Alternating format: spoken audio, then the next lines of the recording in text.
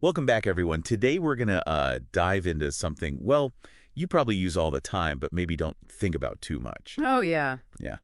It's how bikes and motorcycles actually steer. Huh. Interesting. Yeah. So we've got this great article called The Counterintuitive Physics of Bicycle and Motorcycle Steering. And I've also got, some of my own notes from some other places. Cool. But get this right. It turns out there's a whole lot more going on than you'd think. I bet. Like, for almost 200 years, people thought gyroscopic force was what kept bikes upright. Oh, so like that spinning wheel effect. Exactly, yeah. Seems kind of obvious at first, right? Makes sense, yeah. But this article mentions a physicist, David Jones. He actually tested this back in 1970. Oh, wow. Okay. What do you do? Well, he added a second set of wheels to a bike Okay. that spun the opposite way from the normal wheels. To like cancel it out. Yeah, to cancel out the gyroscopic force. Gotcha. The idea was, if the gyroscope was the reason for stability, Right. this bike should be impossible to ride. Okay, I'm hooked. So did it work? That's the crazy part. Yeah. This bike, with these extra counter-rotating wheels, rode perfectly fine. No way. Yep. Totally debunked the whole gyroscope idea. So much for 200 years of thinking. Exactly. So now we got to figure out, if it's not gyroscopic force keeping us up, then what is it? Right. Well, it all comes down to this thing called trail. Trail. Yeah. Imagine like a line going straight down from your handlebars. We call that the steering axis.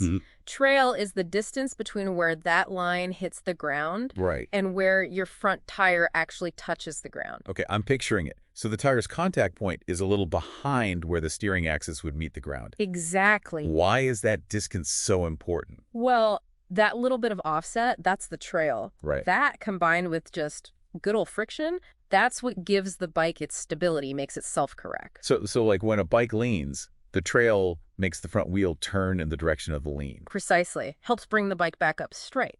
Like the bike's got a mind of its own, always trying to stay balanced. Yeah, kinda. But so how does this trail thing actually make the bike steer? I mean, we're still the ones turning the handlebars, right? We are, but the way we steer is probably not what you'd expect. This is where things get really interesting. Hey, boy. To turn a bike really well, we actually got to do something called counter-steering. Counter-steering. What is that, like the opposite of steering? Pretty much. To turn right, for example, you first steer just a tiny bit left. What? That makes no sense. I know, right? It sounds totally backwards. Yeah. But it's the key to starting that lean, Okay. which lets the trail do its thing and guide the wheel the way you want to go. Wait, so to go right, I steer left. Mm. That is wild. But wait, I think I felt this before. Like when I'm on my bike and try to avoid something, it's almost like I get pulled towards it for a split second. Exactly. That's counter-steering happening. It's much easier to notice on those big motorcycles. Oh, really? Oh, yeah. You can't just muscle those around. You got to use this technique. Okay, I'm starting to see how it all works. Good. The counter steer makes you lean, and then the trail uses that lean to actually turn the wheel like a chain reaction, right? Exactly. But I'm still a little confused on how that counter steer actually makes us lean in the first place. Well, think about it. When you push the handlebars left, even just a little, you shift your weight to the right. That tiny weight shift starts the lean to the right. I see. It's all about balance and shifting your weight around. Like we're using our bodies to control the bike, like a dance almost. It really is this beautiful interplay between you, the bike, and just basic physics. But there is more to counter-steering than just that first push. This article actually breaks it down into 6 steps. 6 steps. Yeah, each one's got all these forces and torques involved. Wow. Okay, I'm ready to get into the details of these 6 steps. Well, some folks find all that detail a little much for a casual deep dive. It can get pretty technical. Maybe we try a real-world example to make it a bit clearer. Yeah, that's probably a good idea. Yeah. After all, we want to make this stuff fun and easy to understand, right? Right. So imagine you're on a skateboard. To turn, you don't just swing your arms in the direction you want to go, do you? No way. I'd totally wipe out. You sort of lean into the turn, right? Exactly. You shift your weight, lean into it, and the skateboard follows. Counter-steering on a bike, it's kind of similar. That first counter-steer, it's like that weight shift on the skateboard. It sets up the lean, and then the trail takes over, guiding the front wheel the way you want to go. Oh, okay. The skateboard thing, that makes total sense. So We've busted the gyroscope myth, learned about the magic of trail, and had our minds blown by counter steering. Huh? Yeah. I'm already looking at riding my bike in a whole new way. It's amazing how much complexity is hidden in something so seemingly simple, right? It really is. Yeah. And we're just getting started. Next time, we'll explore the wonders of no-hand steering Yeah. and how these same principles apply even when our hands are off the handlebars. Should be fun. I can't wait. This is going to be awesome. Okay, so no-hand steering. How is that even possible? I mean, how do you steer a bike without even touching the handlebars? Yeah, it does seem a bit like magic, doesn't it? It really does. But it's really just, well, a great example of how our bodies, the bike, and physics all work together. So we basically become part of the bike. That's pretty cool. Yeah, you become a key part of the control system. Remember how we were talking about shifting your hips to start the lean?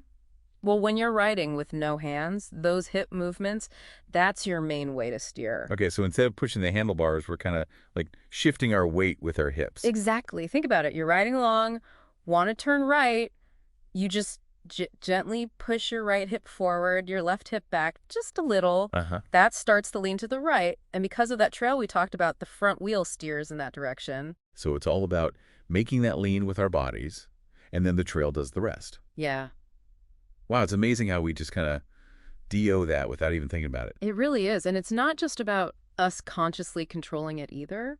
Our reflexes and our sense of balance, those play a huge role too. Right. As the bike leans, our bodies naturally adjust to stay balanced, and that affects the steering even more. Man, this is blowing my mind. There's so much more to riding a bike than I ever realized. There really is this constant interaction of forces and little adjustments happening all the time. Yeah.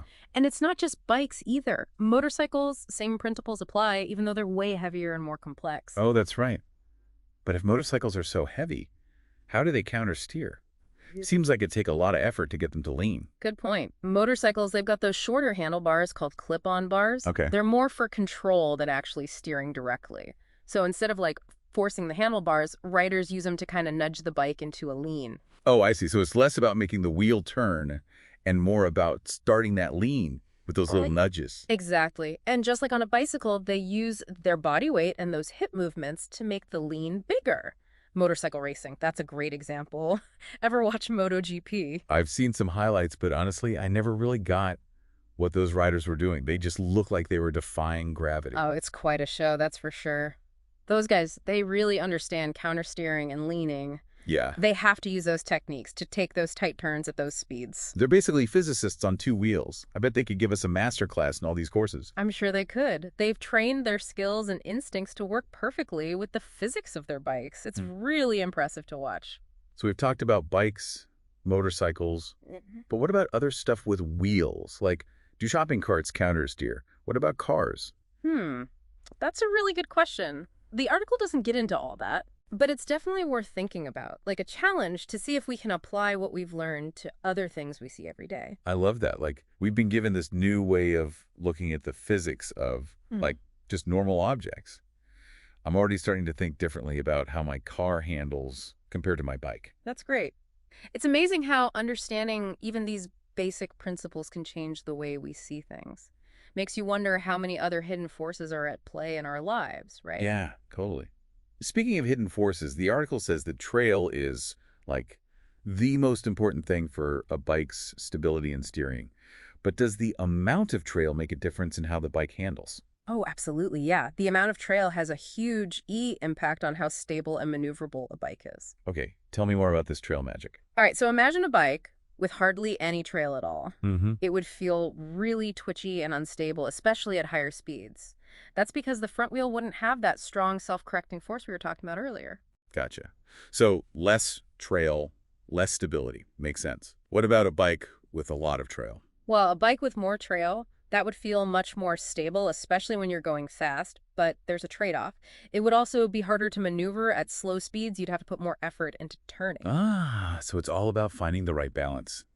Bike designers, they have to find that sweet spot, the just right amount of trail, to make a bike that's both stable and responsive. Exactly. It's this fascinating combination of design, physics, and what the rider wants. It shows how even tiny adjustments can change how a bike handles. This is making me want to go test ride a bunch of bikes with different trail measurements. I never knew how much thought went into those design choices. It really is a testament to how clever bike designers are. They've taken these basic ideas of trail and counter steering and created machines that are both useful and fun to ride. I think we've done a pretty good job exploring the mysteries of no-hand steering and how different amounts of trail can affect things. My mind is officially blown. What's next on our agenda? Well, we've covered a lot of ground today, haven't we? From debunking those old myths to uncovering these hidden forces. We have. But there's one more interesting question we haven't really touched on yet. Remember how the article challenged us to apply all this to other things? Yes, like a call to action for all the armchair physicists out there.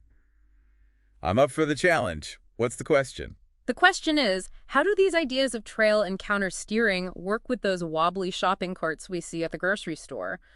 Are they secretly counter steering masters, or is there something else going on? Ooh, good one. Now I'm super curious about the physics of shopping carts. Let's dive into that. Okay, shopping cart physics. I gotta say, I never thought much about what's going on when I'm pushing one of those things around the store. It's easy to miss the physics happening all around us, right? But once you start looking for it, it's amazing what you find. Totally. So when we talk about shopping carts and this counter steering thing, are we talking about the same kind of stuff as bikes and motorcycles? Well, that's the big question, isn't it? Remember how we said trail is super important for stability, for that self-steering? Yeah. Shopping carts, they don't usually have much trail. In fact, some carts have what we call negative trail. Negative trail. What's that? It means the front wheels are actually ahead of the steering axis. Wait, so they're kind of backwards. Wouldn't that make them, like, really unstable? I can already picture myself trying to wrangle a runaway cart. You'd think so, wouldn't you? Yeah. But here's the thing. The weight of the stuff in the cart, especially when it's full of groceries, that actually plays a big role in how stable it is. So the weight of the groceries is actually helping to keep it stable. Hmm? That doesn't seem right. I know, kind of counterintuitive, right? That weight, it acts like a counterbalance. Ooh. It helps offset that instability from the lack of trail or even that negative trail. Okay. And we can't forget about the friction between the wheels and the floor. That helps too. Right, friction's always got to be involved somehow. So even if shopping carts aren't really counter-steering the same way as bikes, there's this whole other set of physics things going on to keep them from going totally crazy. Exactly. It's all about this balance of forces, how the weight's distributed, that friction we talked about. And honestly, there's probably even more to learn about the physics of shopping carts. We've just scratched the surface. That's what I love about these deep dives. It's like we're peeling back the layers of everyday stuff and finding all this amazing stuff underneath. It really is. It reminds you that there's always something new to discover, even in the most ordinary things. Well, I think we've successfully navigated the world of counterintuitive physics, from bicycles to motorcycles, even shopping carts. We busted some myths, found those hidden forces, and hopefully got our listeners thinking about things in a new way. It's been great exploring all this with you. It's always fun to dive into the complexities of things that seem so simple at first glance. Absolutely. Any final words of wisdom for our listeners before we wrap things up? Yeah, I'd say embrace your inner scientist. The world's full of amazing things just waiting to be discovered. So next time you're out riding your bike, pushing a shopping cart, or just looking around, take a second to think about the forces at work. You might be surprised at what you find. Awesome advice. So until next time, keep those wheels turning, those minds curious, and never stop exploring the world around you.